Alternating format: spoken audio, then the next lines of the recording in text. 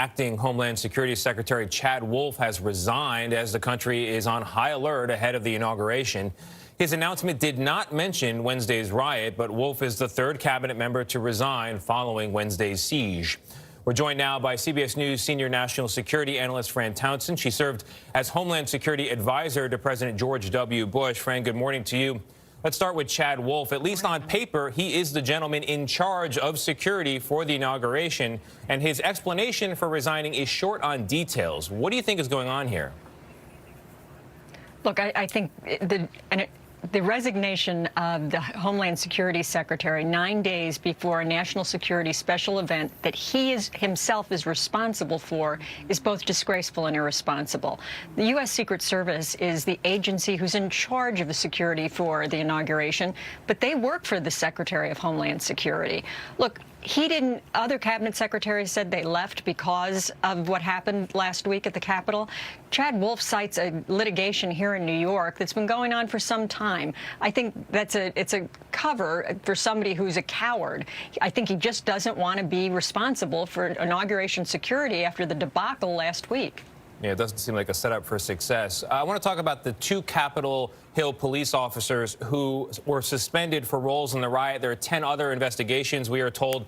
As you prepare security for inauguration, how do you acknowledge and deal with the fact that there could be, among the many heroic and courageous members of that security team, some people who are sympathetic to the pro-Trump mob that assaulted the Capitol? Tony, it's very disturbing, but we have to give the Capitol Hill police this much credit, right?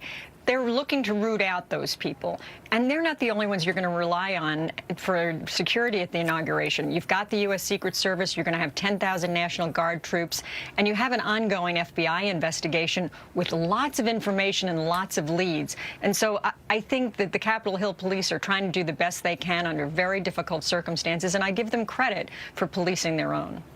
Joe Biden says he wants to appear outside, deliver his speech at the inauguration outside, says he's not afraid. As a security expert, are you concerned for him? Well, I'm always concerned at every inauguration, especially when the new president walks down Pennsylvania Avenue.